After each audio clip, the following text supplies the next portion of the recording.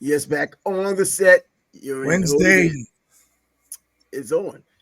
Yeah, Sports Back Bros back at you, talking some more sports on the day, life on the day, I guess. We were just talking about the Lady Huskers. That's Bias's thing, knowing about this Lady Huskers volleyball team.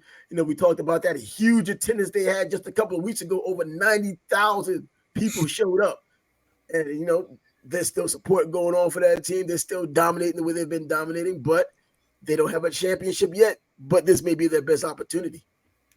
Well, they had a championship a few years ago. The thing is, when the football team is terrible like it has been, and you hear the volleyball team is doing well, and you tune in to check them out, and you, you see girls flying all over the court. That was my phone. Sorry about that. Spiking the ball, blocking, getting blocks and kills and whatnot. It kind of piques your interest. And then when they get to the Final Four, I think they've been to the Final Four maybe like 3 times the last 5 years. They got a couple championships. And last night they beat Stanford at Stanford. Stanford was number 5, so they solidified their number 4. We'll see if they move up. Well, they're still undefeated right now. I guess a lot more of the season to go. And as you mentioned before we even came on here, we don't do production meetings on this thing. We just let it flow. This is a sports conversation. And you said Wisconsin is number 1 right now. I don't know that. Obviously, you know it. And this is someone they're going to have to Only play because in the Big Ten is the Big Ten network. That it's not like I follow volleyball, but it I just saw happened it to on the come Big around. Ten network. But Wisconsin, if they're number 1, apparently someone who's voting thinking right now at least they're better than Nebraska, even with all the hoopla with that 90+ thousand. They're ultimately going to have to meet anyhow. So we're going to find out who the best are among them, and then the rest of the country is out there. But in female sports, typically with team sports, basketball, and now volleyball, you get the top tier teams, and everybody else is just so far away. You know what I mean? You'll have the top number 1, number 2, maybe even number 3. But number 4 is so far from number 3, and number 4 is damn sure too far from number 1, and you don't get that competitiveness that you probably would get with the number 1 and 2, which you probably wouldn't anyway. But still, things are far and few between. We'll get around to that sometime. I guess when it does happen, we'll talk about it as well. Yeah, But right now, I just so happened to be killing time watching the highlights from last night. When I not get always a bad thing watching women's volleyball. Come on now.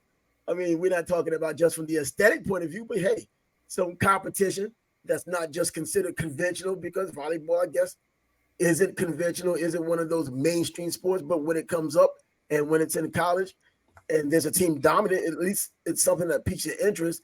And you being a Nebraska football fan, obviously got a little bit of an interest in that since it's going on. right. I mean, I'll even watch Nebraska basketball and baseball. They Oh, make the World Series now and then. They don't usually make the tournament, but when they do, that's one of their better seasons.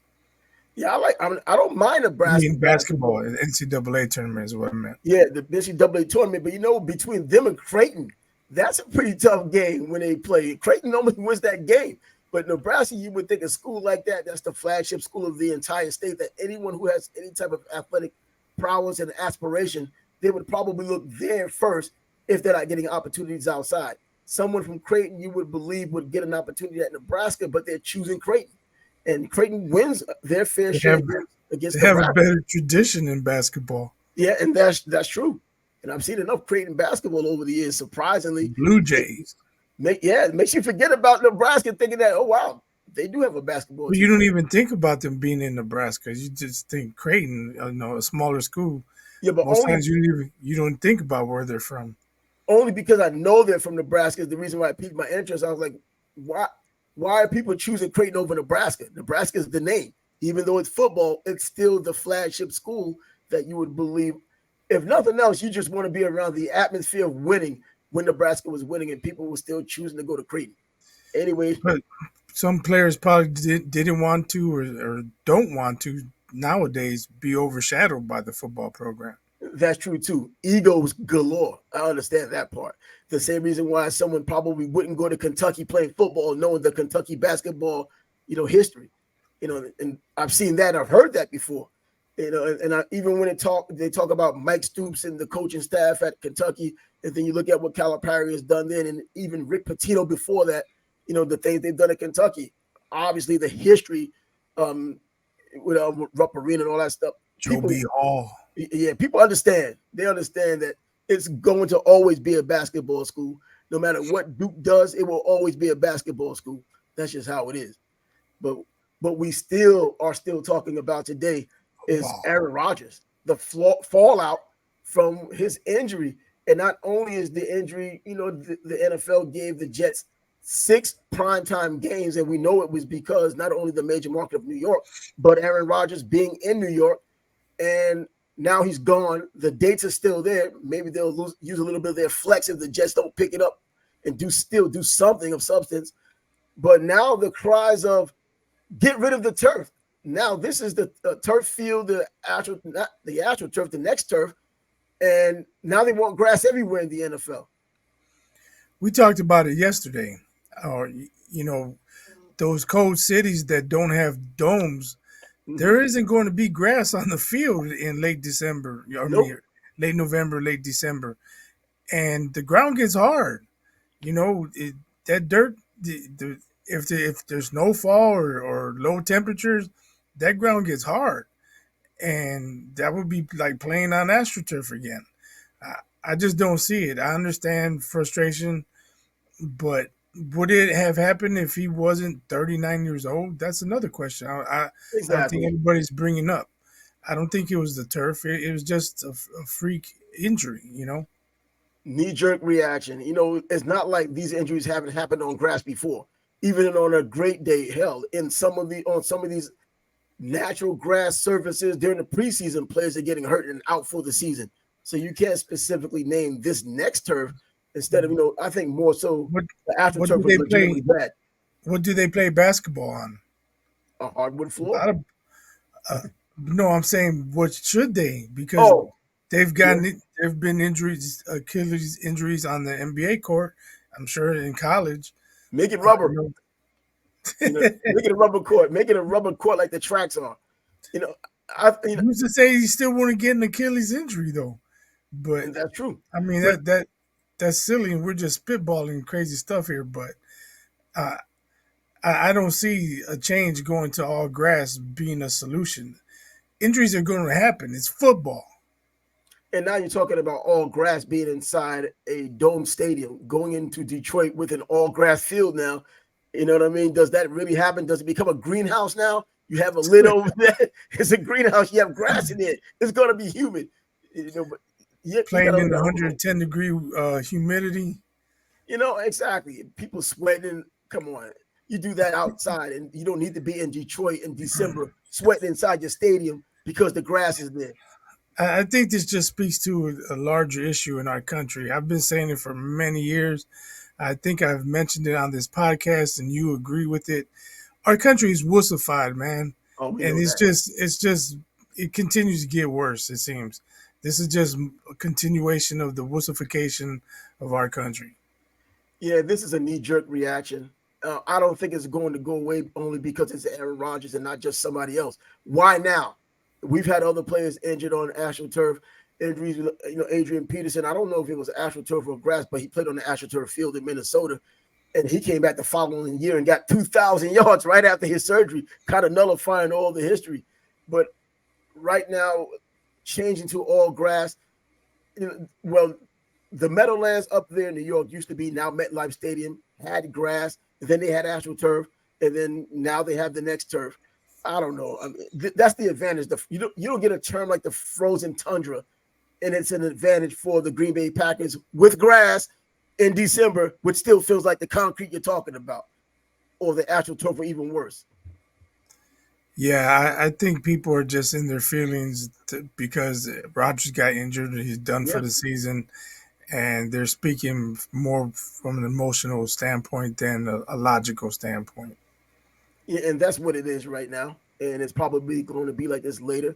And as the season goes on and the usual injuries that happen in football happen on actual turf and on regular surfaces or natural surfaces, it may die down. But I think people feel cheated because I've been reading comments about people who aren't even Jets fans, people who weren't even Green Bay fans. They just wanted to see what Aaron Rodgers was going to do with the Jets. And I think it was some type of anticipation. The NFL knew it, and that's why they gave them 6 primetime games because of Aaron Rodgers. I wanted to see it as a Jets fan, even though I wanted Derek Carr initially. And now that he's down, now that Aaron Rodgers is down, I would like to have Carson Wentz, if not Jameis Winston, but that's probably not going to happen. Even Matty Ice, bring him back. Yeah. But See, but that's what happens when the timeout generation grows up. You know, everybody gets a participation trophy. Those kids grow up. You know, yeah, they protect kids so much nowadays. They don't know how to deal with anything. Oh, my favorite player got injured. Well, how can we fix that? It's football. It happens. yep, that's Deal true. with it. Learn to deal with it. I'm so proud of my son. He's a Ravens fan, Yeah, and every season, first game of the year, somebody goes down for the season. It seems, and he's like, "We lost Dobbins. It just happens again." Yeah, again. but he doesn't sit around whining or he. I can't speak for every parent, but I think I've done a great job.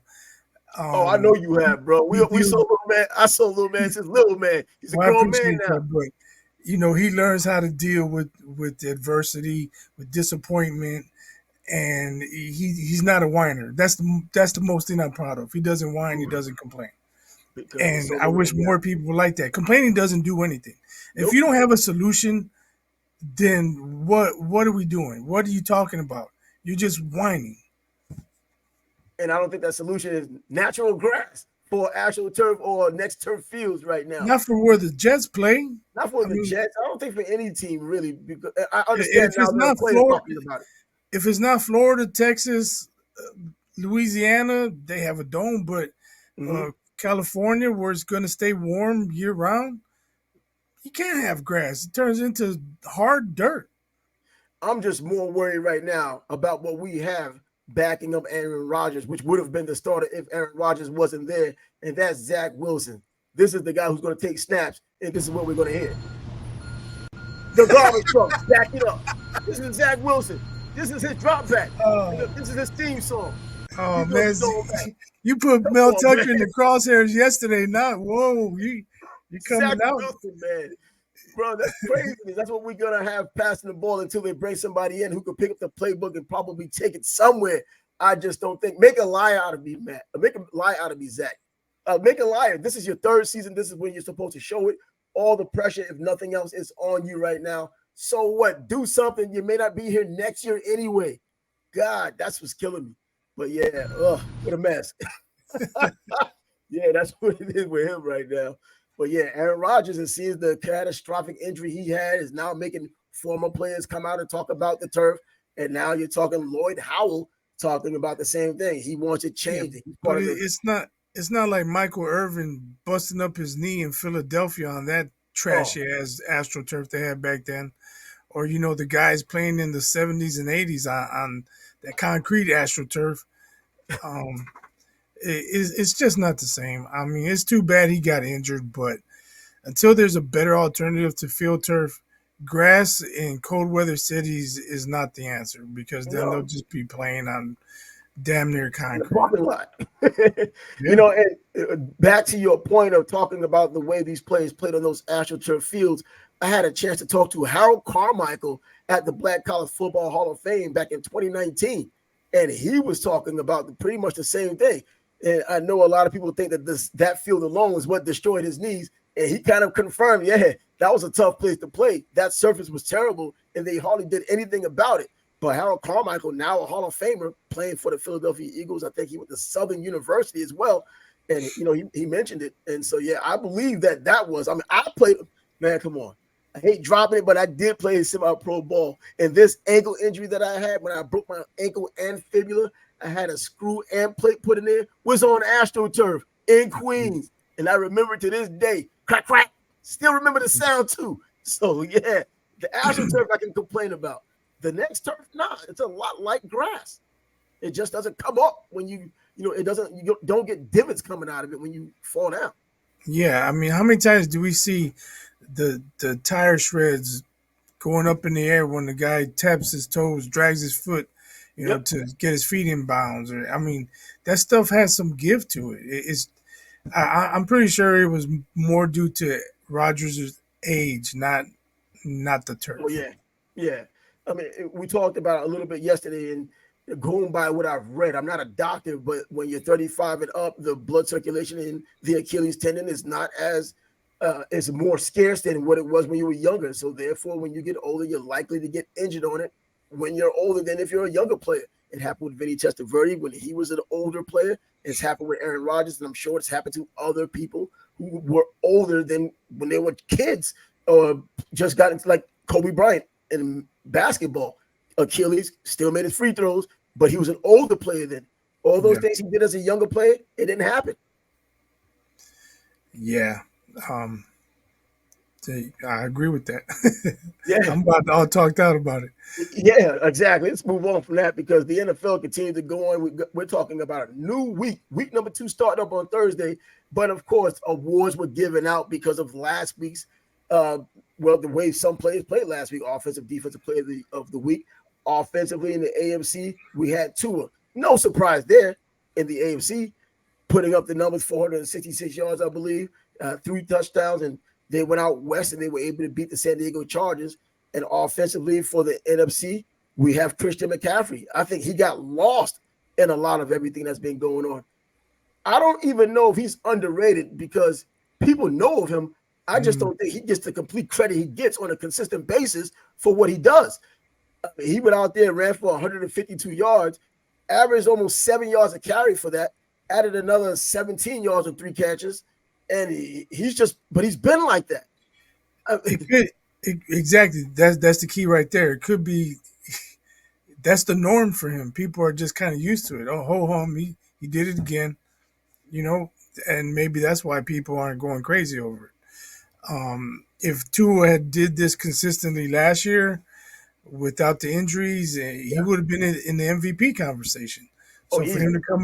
for him to come out strong with a big week in week one, maybe it surprised some people. But if he does this consistently 4, 5, 6 weeks in a row, week seven is not going to be as big a deal because we've been watching him do it, right? Yeah, but they'll also change the narrative to, man, if he's doing this and the team continues to win, we know he has the weapons to continue to do it. We know what Tyreek Hill brings to the game. We already know that part. But if they are playing like this, that means they're likely going to win. They did this on the road at a West Coast team in the beginning of the season, the 3 hour time clock, all that stuff involved. Wait till they'll get home and start doing a lot of the same if they can continue to do it that way. But if they continue to win like that, you're talking about now possibly MVP. And then the narrative changes to, will these Miami Dolphins win the AFC East? And if so, wow, is there a bigger chance for them to go to the Super Bowl and do something there? Because it looks like outside of San Francisco, that I don't see anyone on the NFC side that's going to really put it to San Francisco right now. But in the East, there's just so many different teams. In the AFC, there's so many different teams right now, including still, even though 0-1, Kansas City. You have so many other teams that are rising, like the Jaguars are rising. We see Miami playing the way they're playing. We don't know what the Jets are up to right now. And then you still have that AFC North. Baltimore with an injury, but you know what? Dawson was injured last year. They showed they can still play without him. So there's a lot going on. And then you can't look at what Joe Burrow did and think that that's what Cincinnati's going to do for the rest of the season. You know he's going to bounce back, and you know Joe Burrow is going to go back to doing some Joe Burrow kind of things. You would think, right? I Yeah, mean, I expect it. I don't see him having two terrible games in a row. no. But at the same time, let's give the Browns credit. Oh, absolutely. They had something to do with that to shut down Higgins and Chase and keep Burrow to under 100 yards. Yeah. That's a great defensive job right there. You mentioned who's going to challenge San Francisco. I hate saying this, but Dallas's defense is so good, man. If Dak can play turnover free, That's what he promised. Fewer than 10. if Dak can play, we're getting way ahead of ourselves. We're looking at NFC playoffs, right? Yeah. And I don't think it's a foregone conclusion, is what I'm saying. Oh, yeah. There's so much of the season left. You say these things in the early going, and next thing you know, Purdy's hurt. Even though that is my pick. Yeah, mine too. And you have Purdy gets hurt, and then you look at Deebo Samuel getting hurt. And then on the defense, we know Nick Bosa's had injury histories along with his brother, so they've been hurt before too. So anything can happen. So of course, but in week one, the way it looks, we could do the same thing we do with baseball, or even with Tyreek Hill yesterday with his 3,000-yard pace right now. Because I was going to ask you, should we start a countdown for 2,000 yards? You know what? Why not? Like, why not? I mean, we say week 14 maybe. Week 14. Hey, a regular NFL season before this extra game was added was 16 weeks. Before that, it was 14 weeks. Well, 14 games. So let's see. I think that he could possibly get there. It's going to get tough because the NFL is the NFL. These are the best athletes on the planet playing football, American football. And there's going to come a time when these defensive coordinators will say, you know what, we're going to lose this game, but we're going to make sure this guy's shut down. And that's going to happen. He'll get his 50 yards, starts complaining. The team might get blown out by 20, but they shut him down, and the lesser teams can probably do something like that and not get looked at cockeyed for doing it. Tua's health will factor in as well. Oh, absolutely. And we know that's no guarantee either. Even though he's been taking jiu-jitsu, I don't know what that has to do with getting hit by that defensive end. Maybe he knows how to get back up or hip toss. Speaking of jiu-jitsu, I heard on the Joe Rogan show, El Bundy is a black belt in jiu-jitsu. That's crazy to me. I didn't know that part either, man. I didn't know it either. They showed clips of him in the gi working on some dudes, man. It was crazy. Man, he's like in his 70s too, man. But he was an athlete anyway. They make a joke out of it on Married with Children, but he did get a shot with the Pittsburgh Steelers at one point. Did he? See, I didn't know that. Yeah, he actually got a shot with the Pittsburgh Steelers. He played football.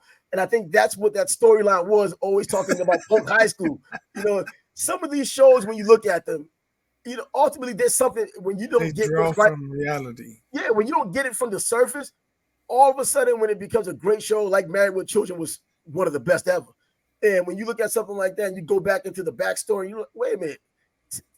Ed O'Neill used to play football? Yeah. Like Fred Dwyer played Hunter. Played Hunter and was on the Rams. In the beginning, I didn't know that. And I was like, wait a minute. He did play. I remember that later on too. Exactly. So you see these guys pop up. You hear guys like Jim Brown. You already knew that.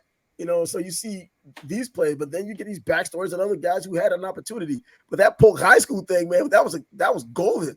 And then to find out he played football for real and serious football like that. So that was quality television. Oh man, bro, imagine that on the television now. Al Bundy would not survive. He'll get canceled in the first episode. Yeah, unfortunately. First commercial break, he'll be gone. Hey, you know what's funny? I came across the Richard Pryor Chevy Chase job interview skit on Facebook, and I shared it, and that was my thought. Man, if they couldn't do nothing like this on TV today. Not today. Don't forget about it, man. Things have changed. I don't think they've changed for the better. I mean, they're taking away from everything, man. Your humor, your fun, everything. They just take away from it. What used to be funny is now the worst thing you could ever say. Rodney Dangerfield, imagine that. And that's one of my man. Rodney Dangerfield will speak today. He'll get canceled before the first commercial break. I'm like, get him off. Just get him off. Come back with a toothpaste commercial or something. But anyway, Mickey Loomis, the general manager of the New Orleans Saints, he's talking about the things that David Carr had done. Some of the best things things he hadn't seen in quite some time while down in New Orleans. Well, since New Orleans has been down looking for a replacement of Drew Brees. He's probably right because it hasn't really been anything there. I like Jameis Winston, but he didn't get the job done down there. Taysom Hill, he's the Swiss Army knife, so he's not expected to get the job done as a quarterback. He's expected to do a whole bunch of other things. I guess they're talking about just having that guy who's the title of quarterback doing what quarterbacks are supposed to do. And if you run on occasion, that's part of the job too. But read the defense, go through your progressions, find your open receiver. Let's keep moving the chains. So I guess that's what David Carr did, and he's happy about it. I think he made a point to even say that. Yeah, I didn't see the game. I actually didn't even see highlights, but they got the W, and that's what matters most. So he must have played all right. So the GM's happy. If they had lost 30-3 and the offense struggled, he probably would have just stayed quiet and not said anything. But isn't that like a slap in the face to every other quarterback who's come before that between Drew Brees and now? I mean, of course, no one cares, but people like to bring that kind of thing up, like me. bringing those types of things up and seeing he's saying that. So what are these other quarterbacks thinking? What is the quarterback on his roster, Jameis Winston, thinking right now? Well, I'm just backup. Man, I didn't do anything. Well, He's Jameis, the just number two talking did. like a fan. I'm sure.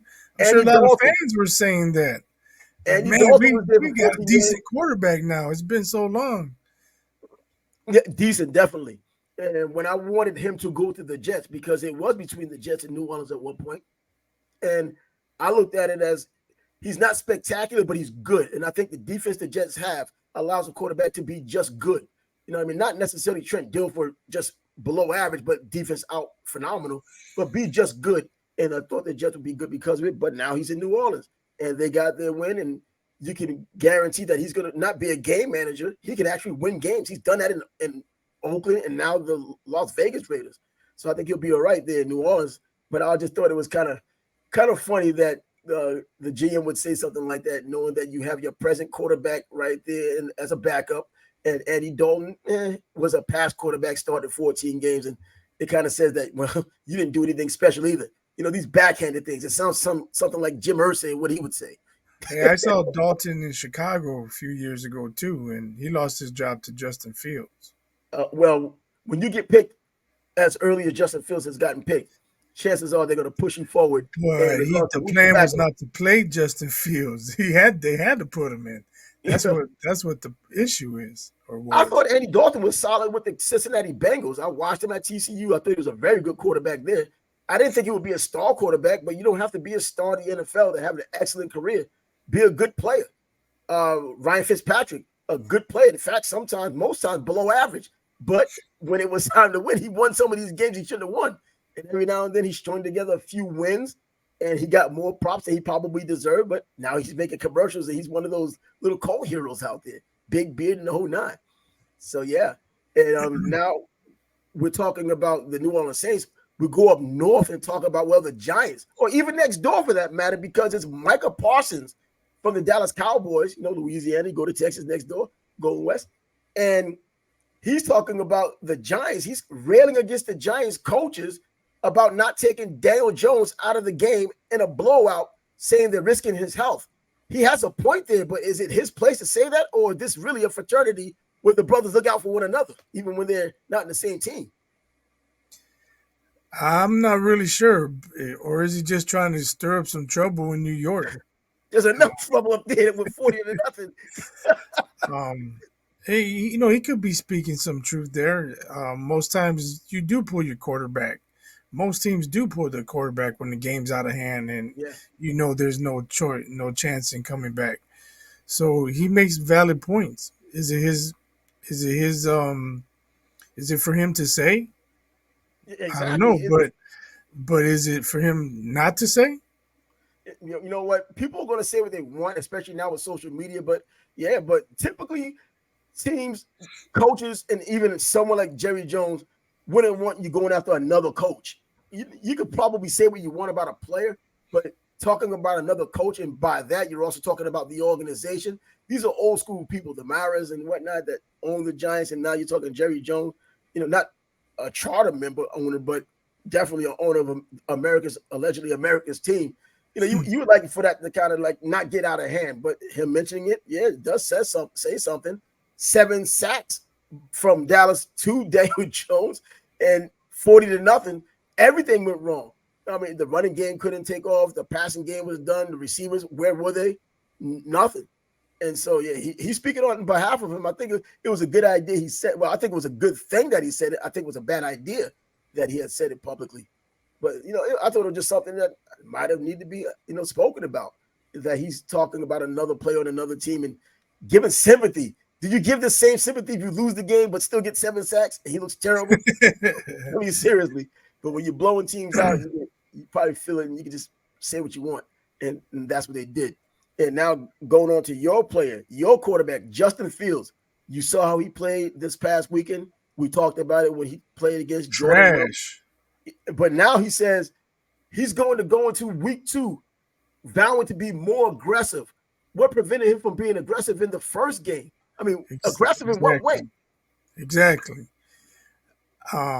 Like I mentioned earlier in the week, maybe probably on Monday, he held on to the ball. There were guys open, and he just didn't see them or didn't feel comfortable throwing to them. I don't know what the issue was. Yeah, the line isn't that great, but when guys are open, you gotta get rid of the ball and get it to them. I mean, if your opportunities are limited, you have to take advantage of those limited opportunities and not hold it and try and scramble. They were playing mostly zone, and so they weren't going to let him run off a 40-yard run or 50-yard touchdown run. They were keeping their eyes on him to prevent that. So it would have behooved him to find an open receiver and throw him the ball. See, now what's his idea of aggressive? And I guess that part came when I read a little further in what he was saying. He was saying, they'll ask, I'm pretty much, why wasn't he that aggressive? I guess he said he didn't know. So now you're talking about a quarterback who doesn't know why he's not aggressive. You're the starting quarterback for the Chicago Bears. You're supposed to be the franchise quarterback in the making. This is your make or break year. Going into this second game, he's saying, you know what, maybe I'm going to throw it up now and give them opportunities. Is that a good or bad thing? You have two receivers that can get after it. And then, especially DJ Moore can get after DJ Moore can get after it. And, just throwing it up. I mean, there has to be more of a purpose than putting it in their vicinity. These are NFL players. They'll take it away if you just throw it up. Right. That's why I chuckled, because if he's just throwing it up, I mean, we've seen him have multiple interception games. He's got to find open receivers, man. Or if not that, throw to make them open. You know how quarterbacks do that nowadays. Yeah. I'm just disappointed. I didn't see any improvement. More aggressive. Well, does he mean just in throwing the ball, or does that include I'm gonna tuck it and run this ball? No, he was talking, going by the article, he specifically talked about throwing the ball. He just simply said verbatim, throw it up and see what happens. That's what I was like, wait a minute. Do your coach want you to just throw it up and see what happens? Or are you saying you have confidence in your receivers thinking they will win the battle more times than not? But you have to put them in position to win that battle a lot more times than not. You don't want to arbitrarily throw the ball up and have a 50-50 shot of the ball getting picked or caught by your teammate. You want to throw it out there knowing that it's within his reach and the defender might not be there but could be close by, but he can make the play on the ball. And you like to believe he could throw to a location and the play would be there. You would think that's what he's been doing or able to do by the third season in the NFL. He hasn't done that. And last week, we saw that. Exactly. He hasn't shown that he can do it consistently. He did it here and there last year, but Sunday, it looked like he didn't even want to look down the field. Most of his passes were definitely less than 10 yards, if not less than 5 yards. It was just ugly. And I talked about maybe the play calling didn't help. Get him some easy throws early in the game. Get him in rhythm with his receivers. You don't have him drop back 5-7 steps every time, or the RPO where it's intended for him to pass. I don't know if he can multitask right now. Where he's got to read the end, decide to keep it, hold it, and then look up and find his receivers. I don't know if he's comfortable doing that right now. Scrap that RPO. Just give him some easy throws. A slant, an out, screens. They didn't show a lot of smoke screens, bubble screens, whatever you want to call them. Screens to the running back. They just didn't give him any easy plays. And like I mentioned, they mostly ran on first down, didn't get much yards, so now they're second and long, and they just put them in a tougher situation. So it was all a mess, man. It wasn't just Justin, even though he had a lot to do with it. I think the play calling also affected his play on Sunday. The play calling has to improve. I think they made it easier for him because they realized that he couldn't or he didn't have the confidence to go downfield. After a while, in his mind, I guess he might not have felt confident in going down the field or going through his progressions because there were plays where he just immediately started running pretty much. He dropped back and ran, and it almost seemed like a draw. And you look at his average reception with his average pass was 5.8 yards. And then you look at they were talking about as the field average depth target, which is 3.6 yards. That's a running back. That's a running back on the ground. I mean, that's ridiculous. The ball's not, it's barely going 20 feet out of your hand, 20 more feet out of your hand, whatever. It's not working for him. And right now, I mean, 9 feet is where you got the 3 yards would be 9 feet. That's it. And the 6 yard, that's 0.6 is when someone fell forward and just kind of moved along when they caught the ball. Right. I just don't see that for a quarterback. I don't watch him as much as you, but I haven't seen the progress, especially when you're talking about the plays they showed last year when they broke into certain games and showed him making a big play. It was usually running. It wasn't running this time. It wasn't anything. And Right. wow. So this aggressiveness he's talking about, throwing it up there and giving his receivers a better chance to get it. Well, I hope they really realize that and understand that he's going to be throwing it up there, and they're gonna get their opportunities. But then the defense is going to have the opportunities as well, and it might be better than 50-50 or 50-50, which you probably don't want. You want to go in there with a real plan, give your teammate a chance to get into the end zone or get a first down or move the chains, not just toss it up and hope for the best. That's not what quarterbacks do. Right. And you're telling the defense, I'm going to be more aggressive. Well, maybe they will be too. Hey, oh, he's stopping. I'm going to cut in front and take this to the house. They Yep. might be ready for quicker passes. Depending on the cornerback, cornerbacks like to hunt when they can, and if they know what's coming, they're gonna jump the route. Yeah, they'll bait you. Cornerbacks will bait you. Safeties will bait you. They make it look like they're not going to Hmm. be there. Next thing you know, they're there. And then you look at the other things that come with the defense. When you look at zone blitzes, you got a defensive end that's coming. Next thing you know, you drop it back in coverage that you weren't expecting. And Justin Fields still in his third season doesn't come across as someone, as I've watched him play, including last Sunday's game, as someone who identifies that immediately. He'll get ready to run or get ready to pass in that direction. Next thing you know, the defensive end is dropping back in that zone and throwing it to him or throwing it at him, and it's ruining your rhythm, and it's an incomplete pass, and you're not moving forward. But let's hope that this week is a better game. Who do they play So this week anyway? Tampa Bay. Oh, yeah, So on the road. you yeah in Tampa, you can see good quarterbacks, Mahomes and those guys, Burrow. Mm-hmm. You can see them going through their progressions. They're scanning the field. They Yep. look here, they look there. You don't see that from Justin Fields. He looks, shit, it's not there. And now he's looking around, looking for a lane to run to. He Yep. does not go through his progressions. So that's what And I'm saying. He's not comfortable. I don't know if he legitimately can't read defenses or the speed of the game is still beyond him. You would think in the third season, even this early in the first game, that this game would have slowed down for him. A lot of players talk about the game finally slowed down for me. That's why I'm starting to make plays. And you see that pretty much routinely with quarterbacks, even the ones who aren't going to be great. You can see that they're better than they were in the beginning, that they have at least an idea.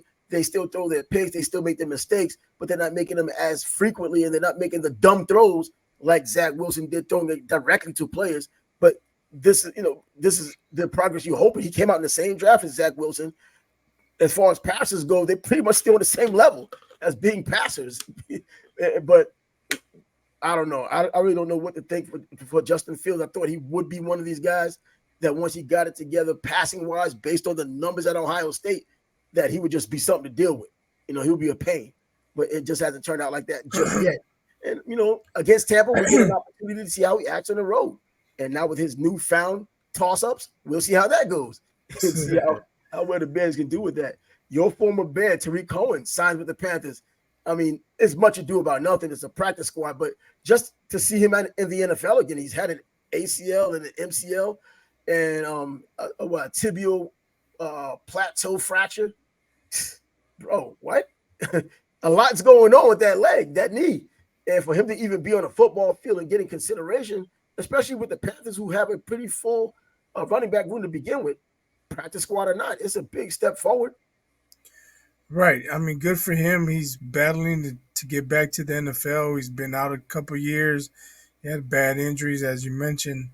I wish him the best of luck. I just don't know how effective he can be. He's Neither. he's a smaller guy, and with injuries to his legs, I'm sure he's not as quick and as fast as he used to be.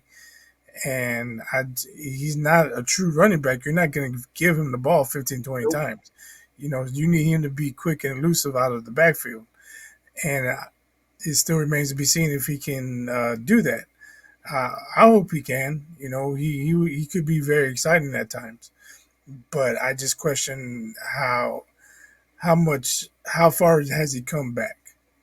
Yeah, and he's 5 years removed from his 1,100 plus yard season, and that's a long time. We're talking about Kaepernick being out for so long and not being able to come back to the NFL.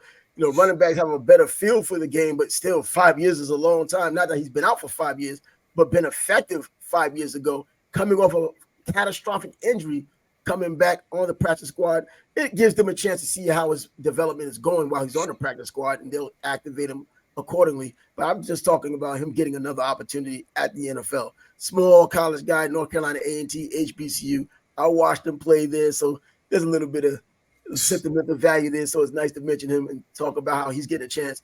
And another player who's injured, but he's trying to come back, is Travis Kelce, waiting for these Jags to come up. The Jags claim it's personal because of what happened in the playoffs last year, but they're coming to Jacksonville this time. And I tell you what, going into the game this week, right now on a Wednesday, I'm taking the Jaguars. I'm not a homer, first of all. I'm taking the Jaguars the outright win. The Chiefs probably starting 0-2. It's hard not to take the Jags considering how bad the wide receivers looked for Kansas City. And I know how good Kelsey is. I mean, we know he's in the conversation for the GOAT tight end. Oh, yeah. Yeah, he But is he 100% healthy? And can you win with your tight end being the only weapon? Yeah, they're gonna run the ball with Pacheco, but if your wide receivers can't catch the ball, you're in trouble. I don't care who you are. And the other receivers, the other tight ends, they had five catches or 7 catches for less than 60 yards. That's not Travis Kelce-esque. You look at what he had done last year, over 1,300 yards and 12 touchdowns. Come on, this is a phenomenal player. We're talking about Gronk, in my opinion, that's the best tight end of all time as it stands right now. But he's on a trajectory, Travis Kelce, with a quarterback who can get him there, that can help him get there if they stay together. And even if he went somewhere else, he's that kind of talent. Will make a team better regardless of who's the quarterback. But he also got a bone bruise with that hyperextension. And so he's not going to be 100%. This is NFL football. You got to tough it up. Take the needle, take the pill, or just be a tough guy. And if you're going to be out there for your team, be out there for your team. Yeah, that'll be a game I'm watching this Sunday. It'd be tough for the Chiefs starting 0-2. Yeah. It's not a good track record for teams that start 0-2 getting to the playoffs and going far in the playoffs. Mm-hmm. But they are the defending champs, so it's not beyond reality for them to win eight in a row after that. So no, it's not. They just got to get Kelsey healthy, and is it possible the receivers will play as poorly as they did last Thursday? Man, that's a tough. That's a tough. Not even that'd be a tough follow up, man, to have 2 bad games like that in a row. Yeah, 2 bad games in a row from receivers, and after from a group of players, not just one guy. Yeah, exactly as a group. But Kadarius Toney had something that he's going to have to prove something. I mean, give him a hitch just to get the ball in his hand, let him know he can still catch. It's still legal, to catch the ball. Do something like that early on, get him into the game, whether Kelsey's playing or not. Your receivers have to earn the respect to get the ball. Mahomes says the right things about his receivers or even about the situation of what happened. I understand what happened. We lost the game. He's upset with the loss, but he's not pointing fingers, which he shouldn't as the leader of that team. But he's thinking something. And does he still That's what he's telling the media. I'm sure he's saying something else in practice. In practice, you're probably saying something else. And if not even there's something going on in your head. Come on, you got to think a certain way. When the lights are on, now you're on the road. You're not within the friendly confines of your home stadium. You're in Jacksonville, who now has a revamped base of fans from these young kids who watched it years ago, who are now season ticket holders, who are doing huge things now and supporting the team. I mean, I'm here. These people support the hell out of those Jaguars now. Those empty seats they've seen for decades are no longer a case. Those people are ready for some football, and they'll be there on Sunday. And they'll be getting after it. So it's going to be a hostile environment. And I'm thinking the Jaguars will win the game. But, yeah, it's about Mahomes having confidence in his receivers outside of Travis Kelce. knowing what had just happened last Thursday night against Detroit. But is Detroit really that good? We're going to find that out when they take on the next team they play. And I don't even know who that is quite yet. I was just thinking about that. I was going to ask you if you knew who they played. No, I haven't seen it. I really wasn't impressed with Detroit. If that ball doesn't go through the receiver's hands for a pick six, they only score 14, man. Yeah. Their offense is limited. And KC didn't even have Chris Jones. I'm not sold on the Lions. They got a lot to. And Detroit right now doesn't have Jamison Williams either. I mean, he's injured and he has the hamstring injury and he's out for 6 games because of the gambling. So yeah, he's their dynamic player when he's healthy. He just hasn't been healthy with consistency since coming to the NFL last season. I mean, just this is his second year. But yeah, I mean, we don't know for sure about Detroit. We'll see, because I still don't believe in Goff. Forget about that. He has to do a little bit more of this and show up before I start believing in him. But anyways, we could put a lid on the NFL for right now because college football is coming up just as well. These Canes are going to play Bethune-Cookman after beating Texas A&M down in Coral Gables. They're hosting Bethune-Cookman and the HBCU, a Florida team. So we're expecting a blowout there. But just come out of it healthy. That's all I want. So you know what? Come out of it healthy, because those are the games that you can lose players. Because I remember years ago when Oklahoma State played, I believe, Savannah State. And, of course, they did what they're supposed to have done. But one of Savannah State's players destroyed the knee of one of their receivers. And he was bragging about it. We're going to lose by that much. This is what I'm like, seriously? And then another game they played, Savannah State played another game against Florida State. And I believe they were like a 70-plus point favorite, like the biggest underdog the biggest underdog of all time at that point. I was writing for a publication at that time, and I called it blood money because Savannah State was getting slaughtered by all these teams, but they were getting the big check for doing it. And it helped because now they're back in the black college ranks. I think they're in the SIAC, and they're doing well. And that money they've gotten from those teams that gave them these big checks to come get slaughtered is paying off. So, yeah, so that worked out for them. But, yeah, college football, Coach Prime still in the news. I still think he's the biggest news in all of college football, and it may be that from beginning to end. There's stories, of course, true or false, about him taking over possibly for Nick Saban, how it's setting up. I think people have been watching too many of these Aflac commercials thinking that it's really one of the things, man. Him going to Alabama, I don't know about that. I don't know about that either, but if Saban, that's what I'm saying. If Saban retires and Alabama calls Coach Prime, I'm sure he's going to listen. Oh, of course he's going to listen. Well, it depends, but like, let's say Saban doesn't retire for 3 years and Colorado's in the top 10 a year or two in a row, and they're battling for the national championship. He may not want to leave until he gets it done, Yeah, and then after he gets it done, he's like, well, why should I leave? I got it done here. With the expanded playoffs, I think there's opportunity for Colorado because right now they're already in the top 25 and they're, I think, 17 at the moment, and they can continue to move up if, not because of this win against Colorado State. If they beat Oregon, they're certainly moving into the top 10. The scary thing is his recruiting. He doesn't have to work as hard as everybody else. I'm not saying he's not going to work hard, but Prime Time sells himself. He does. And the quick turnaround that they're doing, that sells the program. That's showing to every recruit, every high school recruit right now, hey, we're on a trajectory. You come join us, and we'll get there even quicker. Yeah, and he's showing players right now that they believe. The players who are already in the roster, who've been nodding their head, yes, saying they believe, were still coming up to him after the game, after the first game against TCU, saying, yeah, now we truly believe. That means you were kind of a little bit on the fence going into the game, but you saw the magic work. Now you truly believe, and you saw that belief in their first home game playing Nebraska. The belief continues. Now they're going to play Colorado State, an in-state rivalry, but not much of a rivalry because Colorado State hasn't been that good for years. But then the Oregon game, if they could beat Oregon, that's going to definitely put him in the top 10. And he's on the fast track for something.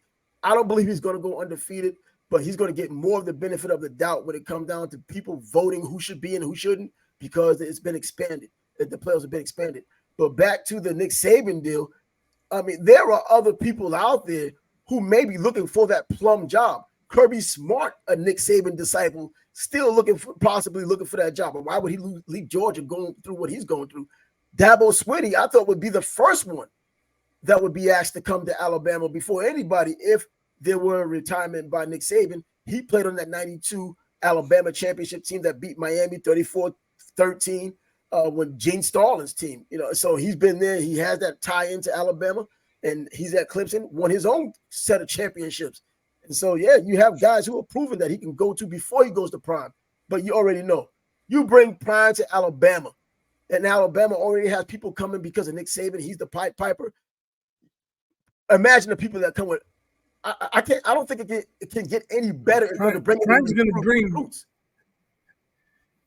Prime's going to bring like 45 players with him. Mm-hmm. I mean, he won't have to overhaul the roster like he did at Colorado, but he'll look at the roster. What do I need? All right, I'm gonna bring this guy. I bring this guy. My secondary's settled now. All right, what else I need? Oh, I need a good tight end. Bring this guy. I mean, he's gonna bring players with him. But he won't be going to a 1-11 team. He'll be going to a top-notch Alabama team. There won't be many people on his Colorado team at that time likely that's going to match up with every player that's on that Alabama roster that Nick Saban is going to continue to bring in those 5 stars that still come in, whether they're winning championships or not. But he can fill in the gaps of the people that he may need and have a super team there. But I'm still thinking Dabo Swinney gets the first opportunity. Kirby Smart may get an opportunity, but he doesn't need it. He's at Georgia doing his own thing, is creating his own legacy, back-to-back championships, possibly 3 if this season goes well. And, I mean, either way, anytime there's a Deion Sanders in college football, things are a whole lot better because of it, and we're seeing that right now. And I'm glad that things are working out the way they are. They're talking about his son being the number 1 draft pick. I don't know about that part overall. First rounder now, I can see that working out. First pick overall, not quite yet. Let's see a little bit more. Let's see it against Oregon, because if Bo Nix outplays him, well, Bo Nix, is he going to be the number 1 pick overall? Of course not. And I think Bo Nix is a damn good quarterback. I like him at Auburn. I like him in Oregon. And he can run and he can pass effectively with both.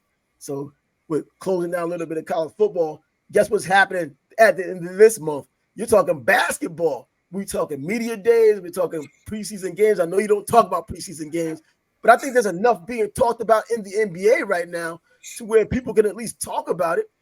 They're going to rest players, but they're going to make it more strict for coaches to rest these players so that paying customers aren't screwed every time they do it. Yeah, but they also implemented a no flopping rule before, or they instituted it. The referees didn't enforce it. No one was ever fined for flopping, and now they had to do it again because people are flopping more than they used to when they did it the first time. So you know how I feel about Adam Silver. Yeah. And you and I discussed this already. I posted on the Facebook page. Coaches are going to figure out a way. I say Popovich probably be the first one. If he wants to load manage, nobody's going to tell Pop he can't load manage. That's true. He's like, you know what I'm going to do? Yeah. All right, you guys, you're going to rest tonight, but you're going to start the game. First time out, I'm a sub for you. There, he played. Fans got to see him. Now sit down for the rest of the night. Man, you might get booed for that. or Kawhi Leonard, man, I'm tired. I need to rest. All right, we'll just play the tip off. First time out, come sit down. But then Paul George might say, hey, I wanted to sit down tonight. All right, well, you sit down too. I don't know. They're going to find a way to do it. And Adam Silver is not going to do nothing about it. So I don't think it's even a big deal. I think they're going to discuss this before they even go out on the floor. They're going to decide who's going to probably get the rest, who's probably not going to get the rest. I don't think it's going to be a game time decision during the game. I understand. But I think it's a lot. They probably will be able to uphold this better than they do the flopping. I can see how in the flow of a game, the flopping would kind of get out of the hands and get out of hand, and the refs kind of could lose control of it and just don't call it the way they should. Something like this is a little bit more tangible, the way you can just say, okay, this guy has to get out there. They know they have to get out there, or the fans are going to know if this player is not playing. I wonder if it's something that you say before the game. Okay, so and so is not playing tonight, but so and so is. You know, I mean, if you have two players that are star players, you know, Anthony Davis is playing tonight, LeBron's not playing. You know, you can do like that, or once they get on the floor, you tell them that, and the fans at least know. They'll boom in the beginning, but they'll go out there and play. But then, what's considered a star? You know, you got all these. That's another thing. All these yoo-hoos out here talking about Austin Reeves this, Austin Reeves that. He's going to emerge. He's going to be He's going to be this. He's going to be that. He says he's him. Is he a star? He's a good player. He contributed to their success, but what does Silver consider a star? Like, do you have to submit a list of names? Nope, you can't sit these three guys at one time. I mean, I don't know. Probably would. Now that Dylan Brooks is a new star, he might be a guy you got to sit down. He put up a lot of points against the U.S. Hey, he's a star now, man. I don't know how they let that do that. I don't know if he's ever scored 39 points in a game in his whole life until that game. Hey, so now he thinks he's a star. He really does. You can't tell him anything. And speaking of star players, well, one of the biggest stars on the planet, Giannis. Giannis is talking about he pretty much doesn't have any loyalty to the Milwaukee Bucks. He will go anywhere if there's an opportunity to get another championship. He's saying that openly. He said, and then he says things like earlier, last month, when he was saying that I'll go somewhere.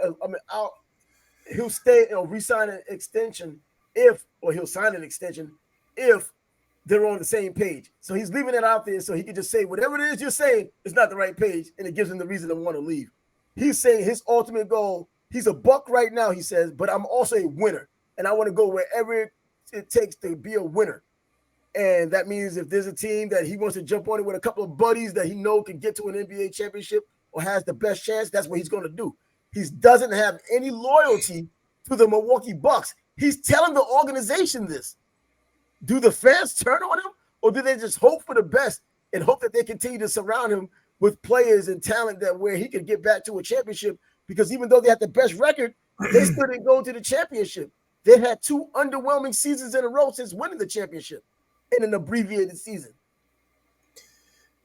So he got them the championship, though. So, you know, does he owe them more?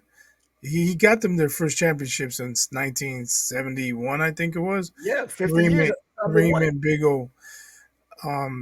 So he did his job. If he wants to go somewhere else because he doesn't feel that the franchise is giving him the help he needs, and he has an opportunity to go somewhere else, well, why not? Go for it. That's today's culture now. You know, you're old school dude, man. You like one of these guys. Like, I'm just saying, he got them the championship. I mean, I'm not saying that I would agree with it, but he got them the ring. If he's not happy there, go somewhere else and be happy. But that doesn't mean that I'm going to lose respect for him. Well, it depends. If he works out some kind of deal to go join Steph Curry in Golden State, he's going to get trashed like KD got trashed, and he's going to deserve it. And get his championship, though. That's it. But, you know, see, he's different because he was this one that everybody looked at as an example of someone who weathered the storm, stayed with the team that had gotten him. When he had opportunity to leave, he stayed, and and did it the right way, allegedly. He stayed and let them build the team around him the old school way and got himself a championship. And he was lauded for that. And people were happy about him doing that. And he spoke on that. Yeah, I stayed here. I stayed. He made it a point to even say that he stayed there. He wanted to be here. And now you're looking to go anywhere else where there's an opportunity to win a championship, as if you never said that, said that you wanted to be a Buck. He never said he wanted to be a Buck for life. But I guess we just took it for granted that after all of what you have done, and for you to have won a championship the right way, instead of jumping from team to team like LeBron or all these other star players getting together, creating these super teams and still losing, he did it the right way. And now you're willing to be one of the other guys. Jump on a team that's winning or has the best opportunity to win. I think that it's predicated on the Bucks giving him help. Yeah. but also, how long has he been in Milwaukee? Maybe he His whole doesn't career. like Milwaukee. Exactly. But I'm saying how many years? Maybe he's tired of living in Milwaukee during And the that's another basketball thing. season. Maybe he wants to go to a better town. There could be a lot of factors. I don't have enough help here. I don't really like the city. You know, It's too we damn travel. cold. Yeah, a I mean, he's terrible from winters. Nigeria. He's a Yeah, tropical kind of guy. terrible winters. I like when we travel here. The weather's nice. I can go outside and enjoy the sun. Go back home and it's dark at 4:30. You know, the winters can be rough up here in I the know. Midwest, man. So there's a lot of different factors. But like I said, he got them their championship. If they're not giving him the help, then why not leave? I mean, teams can attempt to give I you the mean, help. He's we gonna have to give do the recruiting we're too. gonna give we're gonna give Damon um, a pass, right? Yeah. Lillard, Well, he tried. He hasn't gotten the help. but Now he wants out, they did not and put players around him. They did not right. put players around him. Well, he hasn't gotten the help, so now it's time to move on. Free Lillard. Now, but Milwaukee has given him the help, and he's won a championship because of it. Well, it's up to them to do it again. At least put those players around him again, and hopefully his Yeah, game but gets Middleton better as got well. hurt, and he's coming back from injury. You know, he hasn't been the same. Maybe this year he'll be closer to what he used to be. And you know, Drew Holiday's no spring chicken. No, all these guys are getting older, but he did Right. have 31 points a game last season, and now in the offseason, he's working with the dream, man, Hakeem Olajuwon. He's going to work on that footwork. So he said he's worked with legends before. I think he worked with Kobe Bryant before, now Hakeem Olajuwon. I think there's a third one that he's worked with in the past too. I think it was it might have been Kevin Durant. No, it was A lot of guys go to Akeem. Akeem's Garnett. footwork was Akeem's Phenomenal. footwork was phenomenal. Yeah. Phenomenal. He plays soccer in Nigeria. You know, when you get a guy Hmm. that tall playing soccer, and Giannis looks at him as the best athlete to ever come out of Nigeria, which may be true, going by his soccer and his basketball. Obviously, the best basketball player to come out of there, and that includes Giannis so far because he's from Nigeria before going to Greece. But anyways, going down with a Hakeem could be nothing but good. Should help. Yeah, definitely. Yeah, so I like to see his game and see what's changed. If you could point something out specifically that's changing his game now that he will be working with Hakeem, especially that jumper, that fadeaway, man. The dude had a hell of a shot. I used to think that Patrick Ewing was the best shooting big man until those Houston Rockets met those Knicks, and I learned right away that's not the case. Yeah. Living in the New York bubble. If Giannis can dominate from the post, you know, without having to get the ball at the 3-point line and drive all the time, Yeah, he'll save energy and his life will be a whole lot easier. yeah. Older players got to find a better way. MJ did the same Hmm. thing when he wasn't crashing the boards, dunking, looking crazy, and all that. The man started getting his mid range and everything else jumped off, and still was MJ. In fact, he even increased his game. So yeah, we're talking about that. And yeah, but Giannis, this is going to be something to look forward to not only this season but moving forward. How the rhetoric is going to go and what the Milwaukee Bucks are going to do now with him. It What they're could going to be a show. ploy too. It could be a ploy. Hey, I'm going to say this so they know, hey, there's a threat that I leave and they get some help here. You would like to believe that they were going to do that anyway, knowing that he is, knowing that he's won a championship. You shouldn't have to get threatened to get better players around the play you need in order to win another championship or at least being a serious contention.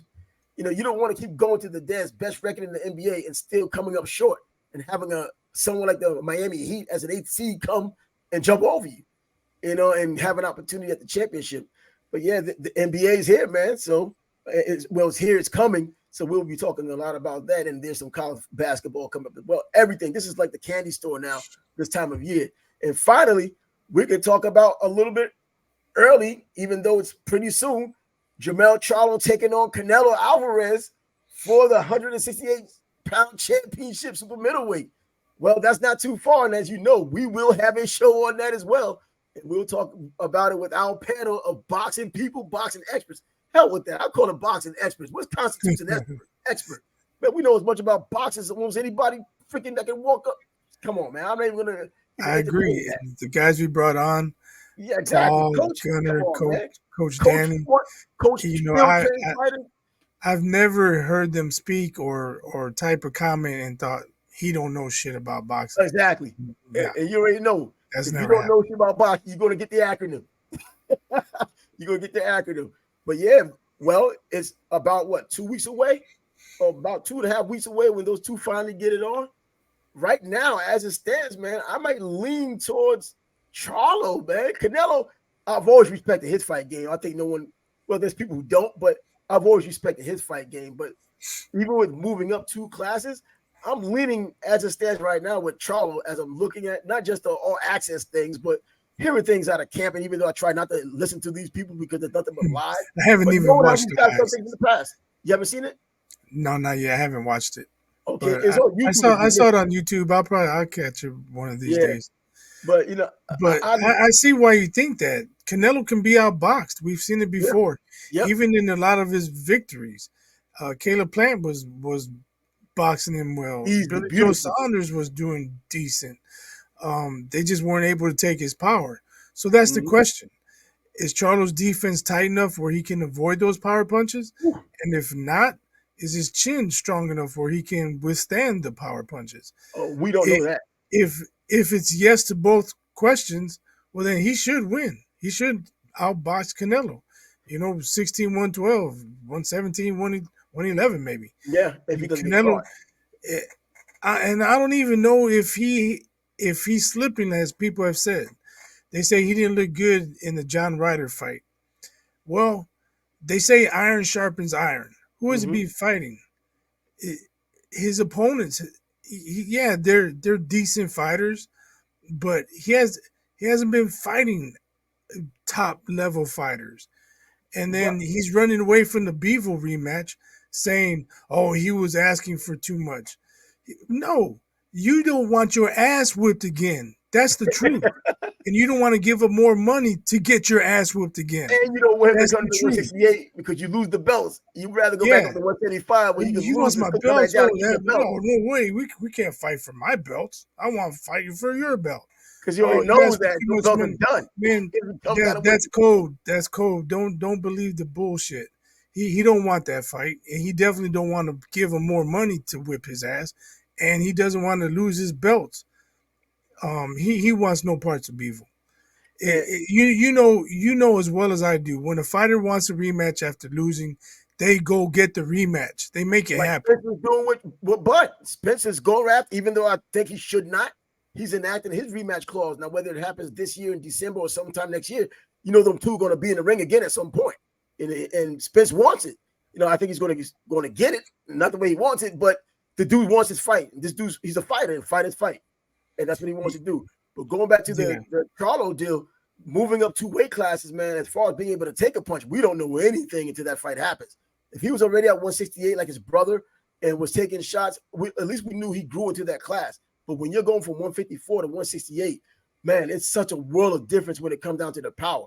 Hopefully he can stay away. And, he has the athleticism. He actually has the skill set, but I think he also has too much heart. We've seen that, how he was able to stand in there and take shots.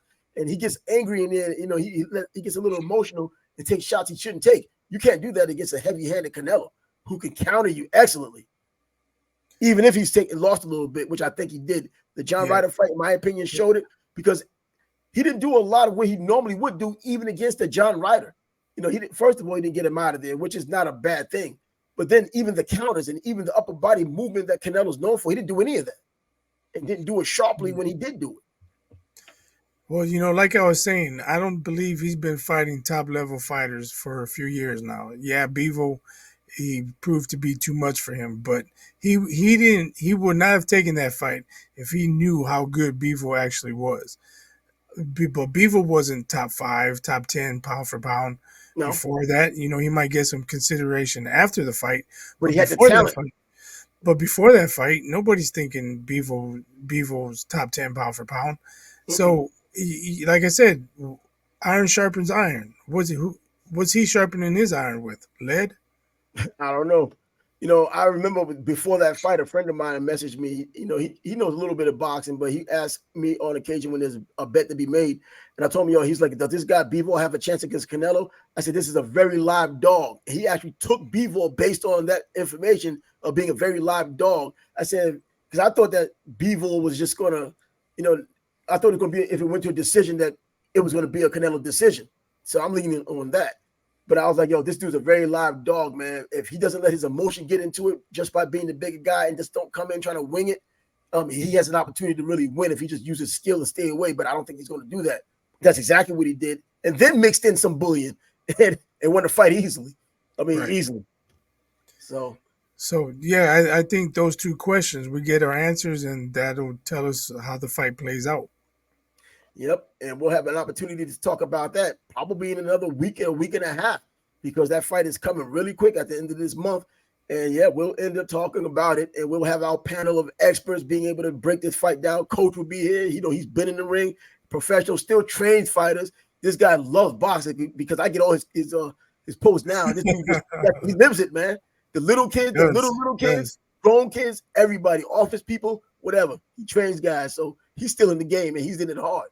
So yeah, it's always good to get an insight from somebody who's still in the game. He's an all-around good guy too, man. I've hung out with him a couple of times, man. That's really always a good thing. But boxing people a lot of time are the coolest dudes to hang with. That is without a doubt 100% true. Man, it's crazy. The boxers are the most down-to-earth people, man. People see on TV they're savages, man. These dudes is cool as hell when you're dealing with them one-to-one.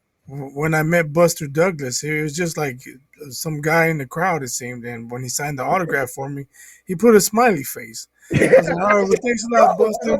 I was like, good chopping it up with you, man. You mind signing this for me? Oh, yeah, no problem. He signed it. He's like, here you go, man. Take care. He taps me on the shoulder. I start walking away. Look, and there's a smiley face. I'm like, I'm making me the emoji. This big ass dude, heavyweight champion of the world, put a smiley face? Whatever. Bro, it's true, man. Perception, not reality in this one. I mean, come on, even Floyd, he had that personality that people don't like. But I've heard so many things about Floyd when it had nothing to do with boxing, whether he was saving the Golden Gloves in Michigan with his own money, or whether he's doing things Christmas time, Thanksgiving time, for Genaro Hernandez's funeral. Come on, man. This is the guy he beat. He paid for a man's funeral. But Genaro Hernandez was one of the greatest gentlemen in boxing in recent memory from what I hear. So, and I've watched him fight, and I watched him after he fought. So, Genaro, man, I mean, he didn't deserve to go the way he did. But if anyone's going to get respect the way he did, he deserved it. So anyway, that'll be it for us tonight, man. Pretty long show, but I think it was pretty informative. We got all the way from boxing, from football to boxing, and there'll be a little bit more boxing as the fight gets closer. I'm Trav. Nobody in the crosshairs tonight. Oh, they had to get it, man. You gonna put somebody in the crosshairs? Who?